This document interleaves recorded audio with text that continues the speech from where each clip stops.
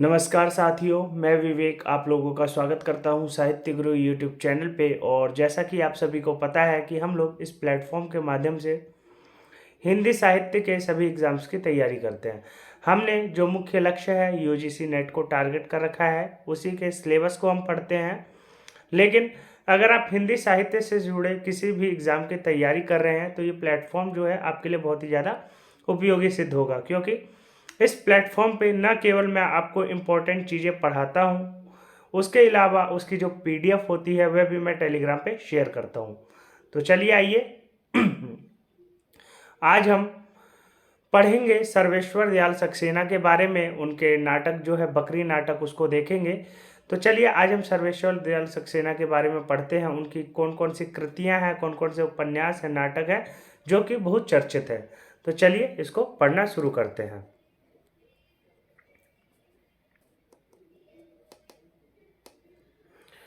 देखिए, सर्वेश्वर दयाल सक्सेना कृत बकरी नाटक का संपूर्ण अध्ययन हम करेंगे, ठीक है। सर्वेश्वर दयाल सक्सेना का जन्म 15 सितंबर 1927 ईस्वी को हुआ था। 23 सितंबर 1983 को इनका देहांत हो गया था। तो देखिए, डेट ऑफ बर्थ जरूर आएगा, पूछा जाएगा कि मतलब कौन से सप्तक के कवि हैं, कौन बड़े हैं, कौन छोटे हैं, क्रम से लगाइए। तो 1927 में इनका जन्म हुआ था। केवल आप इतना ध्यान रखिए, मृत्यु अगर आपको याद ना रहे तो भी कोई दिक्कत नहीं है, लेकिन हमें जान लेना चाहिए। सर्वेश्वर दयाल सक्सेना की अगर हम संक्षिप्त जीवनी को देखें तो देखिए, सर्वेश्वर दयाल सक्सेना नई कविता के चर्चित कवि थे। तो नई कविता के चर्चित कवि थे। उनका जन्म 15 सितंबर 1927 को उत्तर प्रदेश में हुआ था। बस्ती जिले के पिकौरा गांव में हुआ था। तो यह पूछा जा सकता है कौन से जिले में हुआ था। बस्ती जिला का नाम था और पिकौरा गांव का नाम था। उनके पिता विश्वेश्वर दयाल और माता सौभाग्यवती दोनों अध्यापक थे।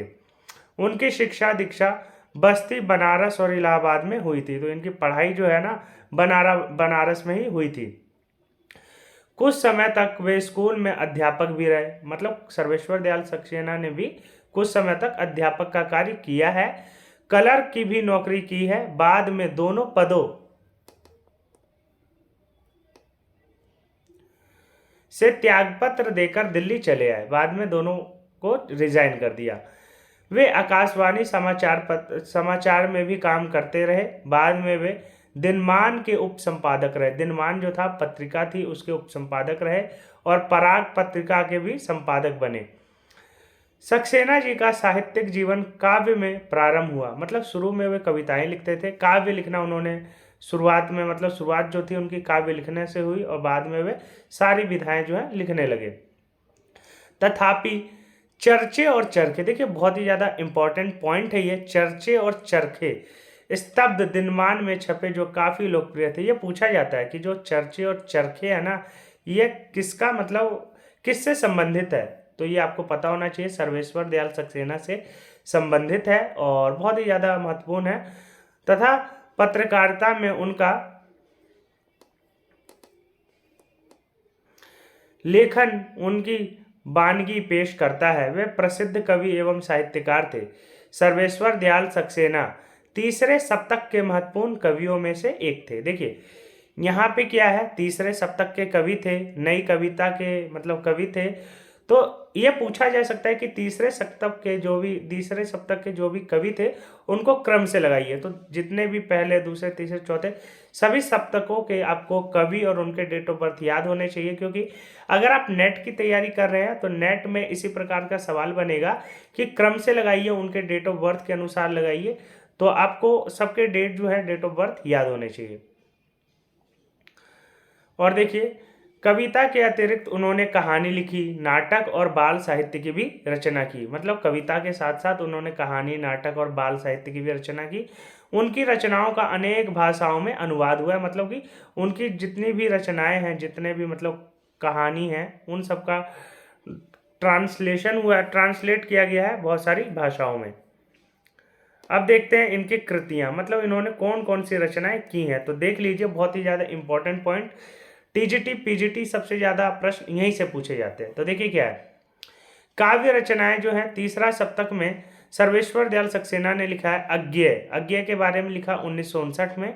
फिर काठ की घंटियां 1949 में, और 1949 से 57 में, बांस का पुल 1957 से 63 तक, एक सूनी नाव 1966, गर्म हवाएं 1966, कुआनो नदी 1973। देखिए कुआनो नदी पूछा जाता है, नेट में पूछा जा चुका है कि कुआनो नदी किसकी रचना है, सर्वेश्वर दयाल सक्सेना की रचना है। 1973 में इनका मतलब संपादन हुआ है। जंगल का दर्द 1976, खूंटियों पर टंगे लोग, यह भी पूछा जाता है खूंटियों पर टंगे लोग किसकी रचना है, तो 1982 की रचना है, सर्वेश्वर दयाल सक्सेना की रचना है। क्या कहकर पुकारूं, प्रेम कविताएं, कविताएं और कविताएं, कोई मेरे साथ चले, मेघ आए, काला कोयल, ये सारी की सारी रचनाएं जो है सर्वेश्वर दयाल सक्सेना की है और अति महत्वपूर्ण है, क्योंकि इनसे प्रश्न बनने की संभावना सबसे ज़्यादा रहती है। अब इनके उपन्यासों को भी देख लेते हैं।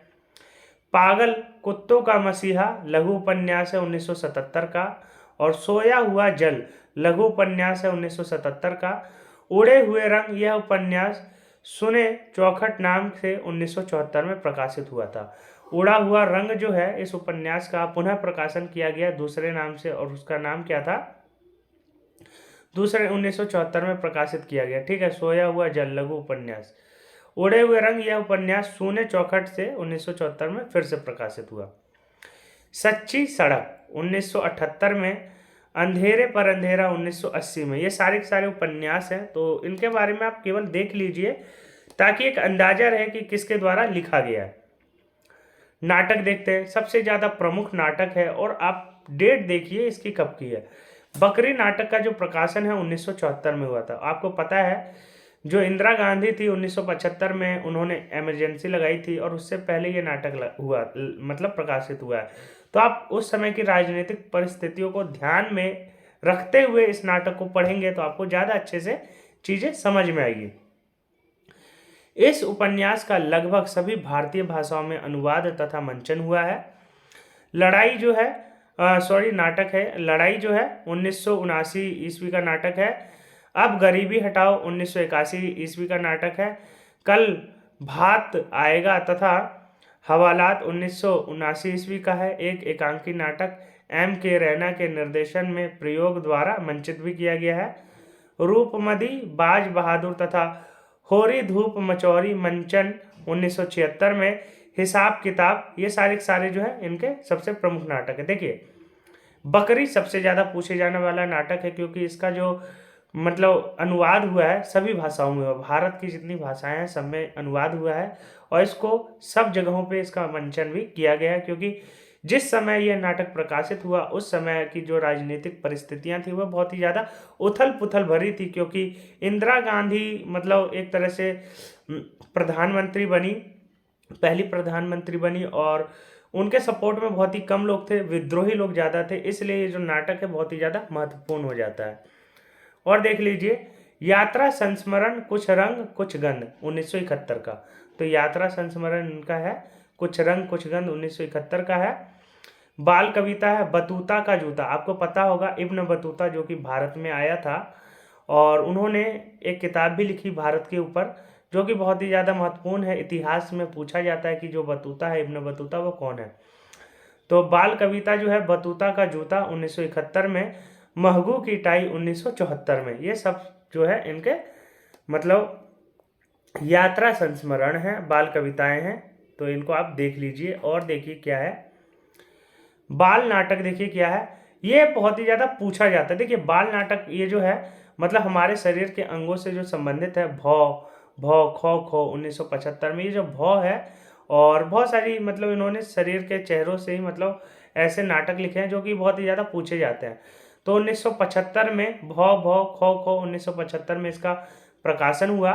लाख की नाक 1979 में हुआ। संपादन देखिए, संपादन शमशेर मलियज के साथ 1971 में, और रूपांबरा सर्वेश्वर दयाल सक्सेना और अज्ञे जी ने 1980 में किया। और देखिए क्या है सहायक संपादक सर्वेश्वर दयाल सक्सेना, अंधेरे का इतिहास 1981 में, नेपाली कविताएं 1982 में, और रक्तबीज 1977 में। तो देखिए रक्तबीज भी पूछा जाता है, तो रक्तबीज 1977 का है। तो ये सारी चीज़ें आप देख सकते हैं।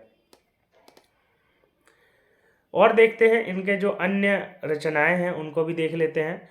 देखिए, दिनमान साप्ताहिक में चर्चे और चरखे नाम से चुटीली शैली का गद्य 1969 से नियमित किया गया। दिनमान तथा अन्य पत्र पत्रिकाओं में साहित्य, नृत्य, रंगमंच, संस्कृति आदि के विभिन्न विषयों पर टिप्पणियां तथा समीक्षात्मक लेख सर्वेश्वर की संपूर्ण गद्य रचनाओं को 4 खंडों में किताबघर में दिल्ली में छापा है। ठीक है, तो ये पॉइंट इतना इम्पोर्टेंट नहीं है, बस देख लीजिए एक बार। बकरी नाटक के मुख्य बिंदु देखते हैं। देखिए, बकरी नाटक में मुख्य कथन, उसके मुख्य बिंदुओं को देखना बहुत जरूरी है, क्योंकि नाटक हो, उपन्यास हो, कहानी और कविताएं, इनमें क्या है, कथन पूछ लिए जाएंगे, काव्यांश दे दिया जाएगा, जिससे आप परिचित होंगे तभी प्रश्न को कर पाएंगे। इस नाटक के संबंध में सर्वेश्वर दयाल सक्सेना के कथन, यह नाटक हमारी स्वाधीनता की तलछट का चित्र है। वह तलछट जो समय बीतने के साथ गहरी होती गई है। बकरी सर्वेश्वर दयाल सक्सेना जी का लिखा हुआ पहला नाटक है, जबकि प्रकाशन के हिसाब से यह दूसरा नाटक है। यह पूछा जाता है कि सर्वेश्वर दयाल सक्सेना का पहला नाटक कौन सा था, बकरी है, प्रकाशन के हिसाब से दूसरा है। प्रकाशन के क्रम में लड़ाई इनकी पहली नाटक है, तो लड़ाई जो है पहली है और बकरी जो है दूसरी है प्रकाशन के हिसाब से। बाकी नाटक जो इन्होंने लिखा था बकरी को पहले लिखा था। बकरी नाटक का प्रकाशन वर्ष 1974 है। इस नाटक की पहली प्रस्तुति जन नाट्य मंच द्वारा 13 जुलाई 1974 को त्रिवेणी कला संगम नई दिल्ली की उद्यान रंगशाला में हुआ था। बकरी नाटक 1975 में आपातकाल से 1 वर्ष पूर्व प्रकाशित हुआ था। बकरी नाटक में 2 अंक हैं और प्रत्येक अंक में 3-3 दृश्य है। देखिए, बहुत ही ज़्यादा इंपॉर्टेंट पॉइंट है, बकरी जो नाटक है उसमें केवल 2 अंक हैं और दोनों अंक में 3-3 दृश्य हैं। बकरी नाटक का विषय वस्तु भी देख लेते हैं। नाटक का प्रकाशन 1974 में हुआ था। 1974 जो डेट है आपको याद होनी चाहिए, बहुत ही ज़्यादा इंपॉर्टेंट है। मतलब समझ लीजिए कि अगर आपने इसको याद कर लिया तो आपके जो 2 नंबर है वह पक्के हो जाएंगे। तो सर्वेश्वर दयाल सक्सेना का नाटक है बकरी, 1974 में इसका प्रकाशन हुआ है। इसके 2 अंक है, दोनों में 3-3 दृश्य हैं। और देख लीजिए, इस नाटक की रचना उत्तर प्रदेश की नौटंकी शैली में हुई है। आजकल एग्ज़ाम थोड़ा डिफिकल्ट हो गया है तो शैली भी पूछी जाती है, तो नौटंकी शैली में हुई है। इसमें दोहा, चौबोला, बहरेतबील, कहरवा आदि छंदों का प्रयोग किया गया है। तो देखिए, शैली, छंद, ये सब आपको पता होना चाहिए, क्योंकि आजकल एग्ज़ाम का लेवल थोड़ा टफ हुआ है, तो ये सारे जो है ये सब पूछे जाने लगे हैं। इस नाटक में जनवादी चेतना, राजनीतिक व्यंग, आम आदमी की व्यथा, भ्रष्टाचार और विसंगति का चित्रण है। बकरी आम आदमी का प्रतीक है। प्रतीक आपको पता होना चाहिए कि बकरी जो है किस चीज़ की प्रतीक है, आम आदमी का प्रतीक है। गांधी जी के नाम पर सत्ता तो हथिया लेते हैं, लेकिन उनके सिद्धांतों को किस तरह मटियामेट कर देते हैं, उनका वर्णन किया गया है। इस नाटक में राजनीतिक नाटक गांधी जी के नाम एवं सिद्धांत की आड़ में अपनी स्वार्थ पूर्ति करने वाले नेताओं की पोल खोलने का भरसक प्रयास किया गया। देखिए, आपको पता है कि ये जो मतलब इंदिरा गांधी हो गई, या मतलब जो कांग्रेस के जो नेता थे वे सारे सारे गांधी जी का मतलब क्या कहते थे, अनुसरण करते थे। लेकिन इनकी जो नीतियां थी,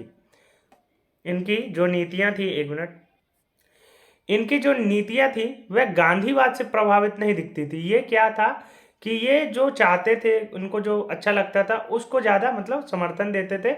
बाकी ये केवल गांधी जी का नाम लेके उनका प्रचार प्रसार करके लोगों से जुड़ने की कोशिश करते थे, लेकिन इनके आदर्श, इनकी नीतियां गांधी जी के बिल्कुल ही विपरीत हमें देखने को मिलती है। तो यही जो है इस नाटक में भी दिखाने की कोशिश की गई है।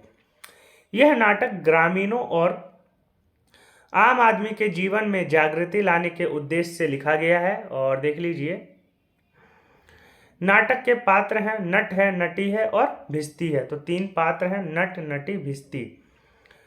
दुर्जन सिंह, कर्म सिंह, सत्यवीर, ये तीनों धर्म, शोषण, नेतागिरी का प्रतिनिधित्व करते हैं। तो देखिए, दुर्जन सिंह, कर्म सिंह, सत्यवीर, ये तीनों के तीनों जो हैं नेता हैं, प्रतिनिधित्व करने वाले लोग हैं। सिपाही है, विपत्ति है, जिसका बकरी होता है, जिसकी बकरी होती है उसका नाम है विपत्ति। नवयुवक है, काका है, काकी है, चाचा राम, एक ग्रामीण दूसरा ग्रामीण। बकरी नाटक का कथा वस्तु भी देख लेते कि इसकी कहानी है क्या। अब देखिए भूमिका दृश्य, देखिए क्या है।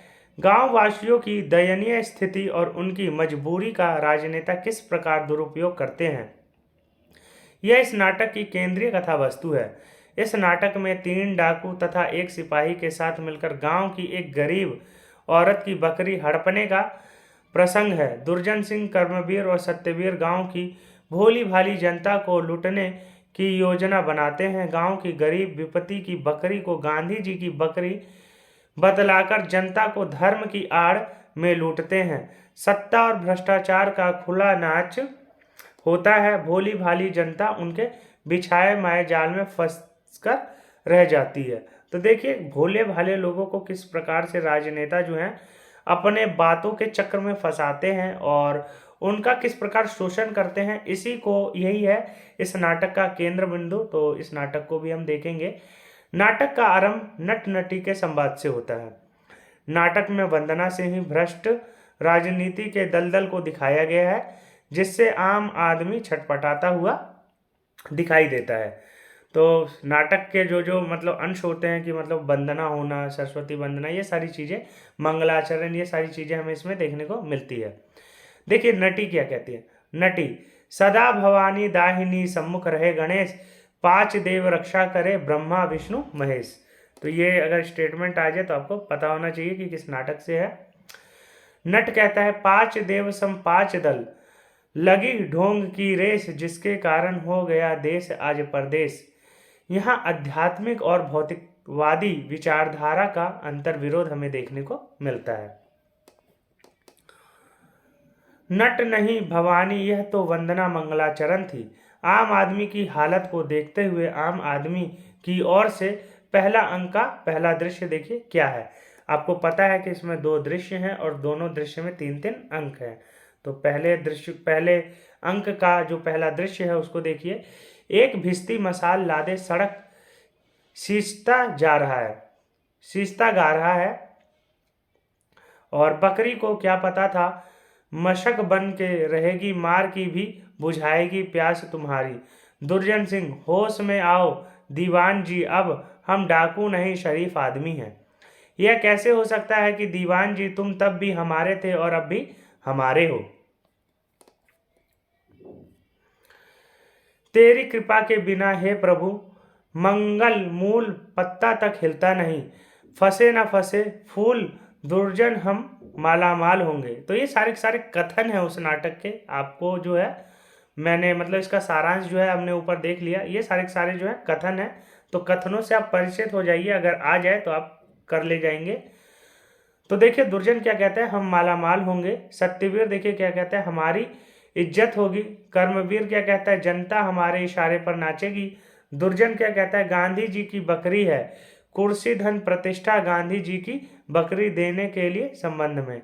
दोनों हम मानेंगे तो लोग भी मानेंगे, अपना मन चंगा तो कठौती में गंगा। ये सारे स्टेटमेंट, ये सारे कथन आपको बिल्कुल पता होने चाहिए। सिपाही की देख लेते हैं। जब कुत्तों का खानदान होता है तो बकरी का क्यों नहीं हो सकता।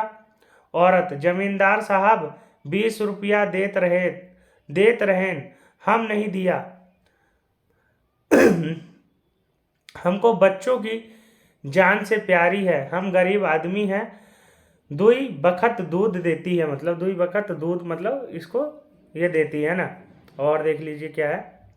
सिपाही, यह 55 करोड़ की बकरी है। पूजा गीत, तन मन धन उन्नायक जय है, जय जय बकरीन माता। कर्मवीर, लेकिन जब सवाल मर चुके हों तो जवाब कहाँ से मिलेगा।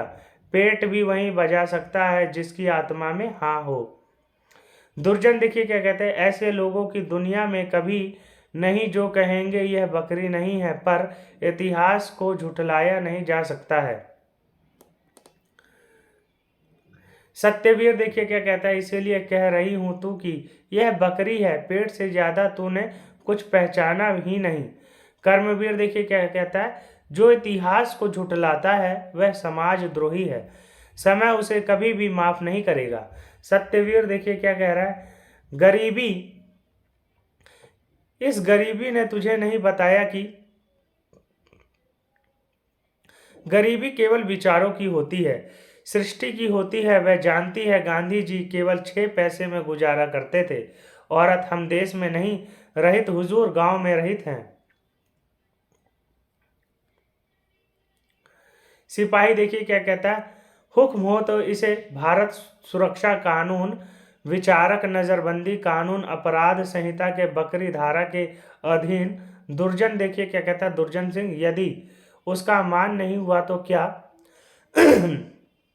गांव वालों को शांति मिलेगी? दिल पर हाथ रखकर भगवान का नाम लेकर बताइए, क्या शांति मिलेगी? तीसरी देखिए, तीसरी ग्रामीण क्या कहती है, महामारी फैल रही है, आदमी मवेशी फटाफट मर रहे हैं।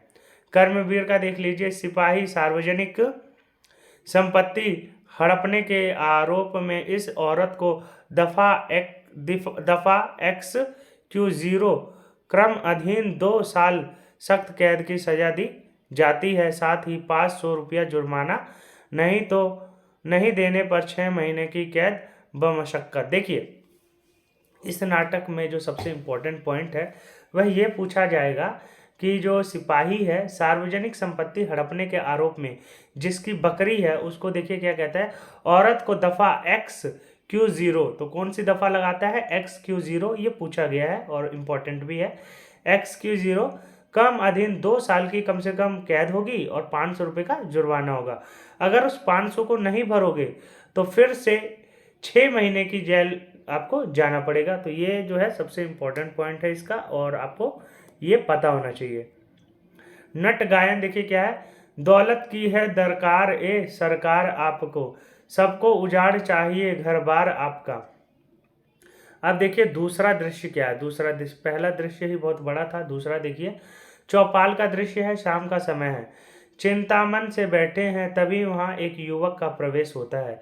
ग्रामीण औरत, मर्दन के बीच हम का बोलित।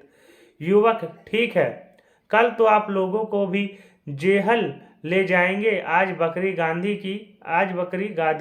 की हुई, कल को गाय कृष्ण जी की हो जाएगी, बैल बलराम जी की हो जाएगी, ये सब ठग हैं ठग। तो युवक ये बातें कर रहा है क्योंकि वह शिक्षित होता है। युवक, पर झूठ बोलने वालों से झूठ सहने वाला ज्यादा बड़ा पापी होता है। युवक, मैं आश्रम में आग लगाऊंगा।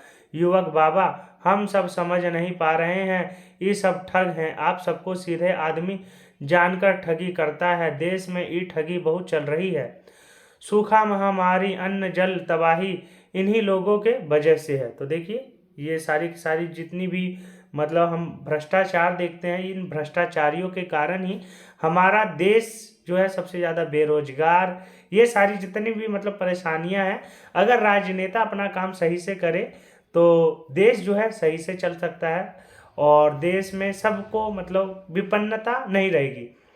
तो यही जो है इस नाटक के माध्यम से बताने की कोशिश है, और वर्तमान संदर्भ में भी ये सारी चीज़ें लागू होती हैं, इसीलिए ये जो नाटक है आज के समय में भी उतना प्रासंगिक है जितना कि उस समय था।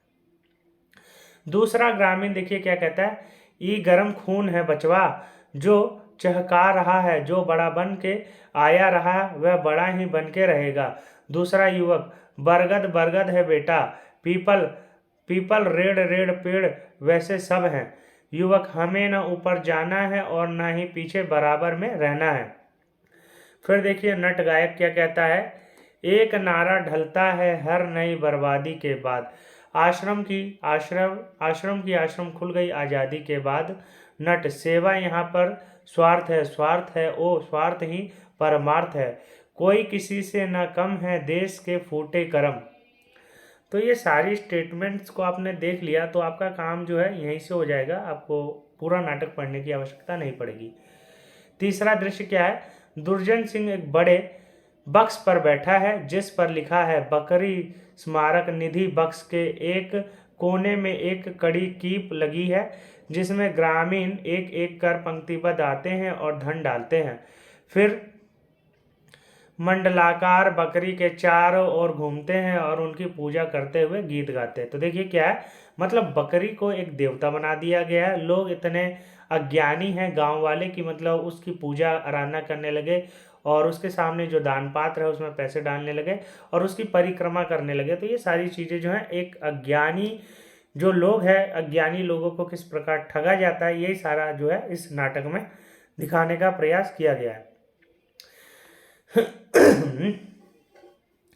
दुर्जन सिंह देखिए, बकरीवाद और विश्व शांति, मानवता को आगे बढ़ाने का विचार, सारा विश्व हमारा है। सिपाही देखिए क्या कहता है, तिजोरी भरती हो तो काम की चिंता नहीं। दुर्जन सिंह फिर क्या कहता है, अब तुम लोग अपनी तैयारी करो और दीवान जी गांव वालों को बता दो कि यदि कर्मवीर का वोट नहीं दिया तो खैर तुम समझदार हो दीवान जी, सारे हथकंडे तुम जानते ही हो। तो देखिए दुर्जन सिंह को अगर वोट नहीं दिया है ना, तो ये दुर्जन सिंह कह रहा है वोट के लिए, तो वोट के लिए ये पॉइंट भी इंपॉर्टेंट है। दुर्जन सिंह कहता है, एक नेता है, एक तरह से लीडर है, तो ये चीज़ आपको पता होनी चाहिए इसके बारे में। और ये देख लीजिए नट गायक जो है क्या गाता है, नट गायन, बीते जिंदगी जिसको सहते क्यों डरे हम, उसे आज करते जल रहा हो अगर आशियाना पड़ेगा चिल्लाना। दूसरा अंक देख लेते हैं। दूसरे अंक में भी कितने 3 दृश्य हैं टोटल। पहला दृश्य, 2 साल बाद स्थान वही लेकिन स्मृति का सूचक, एक कोने में कुछ बंदूकें रखी है। बकरी के मंडप को काली दीवारों से घेर कर ताला लगा दिया गया है। वहां पर लोक सेवा सदन की शक्ति लटकी है। कीप की बक्स में से निकालकर दूरदर्शन यंत्र की तरह दरवाजे के पास एक छेद में लगा दिया गया है। ग्रामीण पंक्तिबद्ध एक एक करके इसमें देखते हैं। अब देखिए कर्मवीर क्या कहता है इस अंक में। कर्मवीर, हम जन्म के ठाकुर हैं, कर्म से ब्राह्मण और हरिजनों के सेवक हैं, हमें सबका वोट मिलना चाहिए। तो देखिए मतलब नेता जो हैं किस प्रकार से वे अपना आपको मतलब किस प्रकार से वे समाज में रह के किस प्रकार से अपने अंदर बदलाव को लोगों के अंदर मानसिकता कर देते कि उनके लिए सबसे अच्छा व्यक्ति जो है वह वही है। तो मानसिकता किस प्रकार से बदली जाती है आप देख सकते हैं। वर्तमान में भी यही सारी चीज़ें चल रही है ना। कोई गुंडा आके, जैसे कि कोई भी गुंडा आज सरकार में आ सकता है, अगर उसकी छवि सुधारनी है तो वो 1-2 अच्छे काम कर दे, बस उसकी छवि जो है अच्छी हो जाती है। देखिए युवक क्या कहता है, आपके पास हर चीज का इलाज है, गरीब और अन्याय का नहीं है बस। कर्मवीर फिर देखिए क्या कहता है, नकलवादी है क्या बे। सिपाही देखिए क्या कहता है, सब अब मैं DIG हूँ। नट गायन क्या कहता है, जिसकी लेते हैं शरण उसको ही खा जाते हैं लोग, जिसका थामा हाथ उसका ही लगा जाते हैं भोग। दूसरा दृश्य, एक जुलूस नारा लगाते हुए आता है युवक, आप लोगों का अज्ञात जेहल ही है, जब अब ये सब जीत करके और भी लूटेंगे। पहले बकरी का नाम लेकर लूटते थे, अब आपका ही नाम लेकर लूटेंगे। देखिए बदलाव किस प्रकार से हुआ। पहले 3 लुटेरे मिल करके किस प्रकार से उन्होंने समाज में मानसिकता बदली, बकरी को गांधी जी की बकरी बताई, उसके बाद वो लोग चुनाव लड़े और उसके बाद वह जीत भी गए। तो उसके बाद देखिए जो शिक्षित वर्ग है वह तो जानता है कि वह क्या करेगा समाज के लिए, लेकिन जो अज्ञानी लोग हैं और जो मतलब कि जो उस चीज़ को मानता है वह कैसे उनके पीछे मतलब अंधा होके उसका सपोर्ट करता है। इसको भी देख लीजिए। तीसरा दृश्य भोज का दृश्य है, ठीक है। शेरवानी में गुलाब लगाए एक बड़े नेता और उनके साथ एक अभिनेत्री आती है। उन्हें देखकर सब खड़े हो जाते हैं। बाहर पुलिस के 2 आदमी बंदूक लेकर तैनात हैं। दुर्जन सिंह, हमने अपने खून पसीने से इस धरती और इस देश की धरती को सींचा है। हमने इसमें ऐसी घास उगाई है जो हमेशा हरी भरी रहेगी और युगों तक चरे जाने पर भी खत्म नहीं होगी। और देखिए क्या है, भिस्ती क्या कहता है। भिस्ती का देखिए संवाद क्या है। भिस्ती कहता है, उसके ही खू के रंग से इतराएगा गुलाब, दे उसकी मौत जाएगी हर दिल अजीज ख्याब। कर्मवीर यह धरती चारागाह है, जिसकी घास जितनी रौंदे उतना ही पनपता है। कर्मवीर क्या कहता है, दांत तेज और मजबूत हो, घास हरी और कोमल हो, फिर धरती चारागाह से ज़्यादा कुछ नहीं है। शुरू कीजिए इस जनता इस चारागाह के नाम पर, युवक बहुत हो चुका, अब हमारी है बारी। बदल के रहेंगे ये दुनिया तुम्हारी। समीक्षा देखिए क्या है, समीक्षा क्या है, इस नाटक की समीक्षा देख लेते हैं। इस नाटक की सबसे बड़ी विशेषता यह है कि बकरी परोक्ष में होते हुए भी नाटक में एक समग्र चरित्र अर्जित कर लेती है। यह बकरी दूध देने वाली और घास चरने वाली नहीं है, यह तो धन, कुर्सी और प्रतिष्ठा देती है। सामान्य बकरी को गांधी का बकरी मानकर अंधविश्वासी लोग देवी की तरह पूजते हैं, स्वयं भूखे रहकर देवी पर चढ़ावा चढ़ाते हैं। गांव वाले अज्ञान और अंधविश्वास के कारण बेवकूफ बन जाते हैं और उनका शोषण होता है। सर्वेश्वर दयाल जी का यह नाटक वर्तमान का सही दस्तावेज है। उनका यह नाटक हमारे जीवन के यथार्थ से जुड़ा हुआ है। जनता को छलने के लिए राजनीतिज्ञों द्वारा अपनाए गए हथकंडों का पर्दाफाश बकरी नाटक में किया गया है। तो देखिए, वर्तमान समय में भी ये नाटक उतना ही प्रासंगिक है जितना कि जिस समय यह प्रकाशित हुआ था 1974 में भी। आज की भी अगर राजनीतिक परिस्थितियां देखें तो पहले से ज़्यादा बदतर हो गई हैं। समाज में पहले से ज़्यादा एक तरह से कह सकते हैं कि बुराइयां फैल गई हैं, गुंडों का जो शासन है ज़्यादा हो गया। मतलब क्या है, आजकल जो नेता है वे खुद ही गुंडे हैं, ठीक है। मतलब कोई भी अच्छा व्यक्ति वह नेता बन ही नहीं सकता, क्योंकि नेता बनने के लिए शक्ति की आवश्यकता है, और जो शक्तिशाली नहीं है वो नेता बन ही नहीं सकता। लोग उसको सपोर्ट भी नहीं करते, और लोग उसी का सपोर्ट करते हैं जो जिनके पास धन होता है, जिनके पास पावर होती है। तो ये सारी चीज़ें जो है इस नाटक के माध्यम से दिखाने की कोशिश की गई है, और ये नाटक जो है आपके सिलेबस में लगा है, बहुत ही महत्वपूर्ण है। जितने भी महत्वपूर्ण तथ्य थे बकरी नाटक के वह आपने इस यहाँ पे देखे। टेलीग्राम चैनल पे मैंने इसका जो PDF है शेयर किया है, लिंक डिस्क्रिप्शन बॉक्स में दिया हुआ है, आप वहाँ पे जाके इसको देख सकते हैं, रिवाइज कर सकते हैं।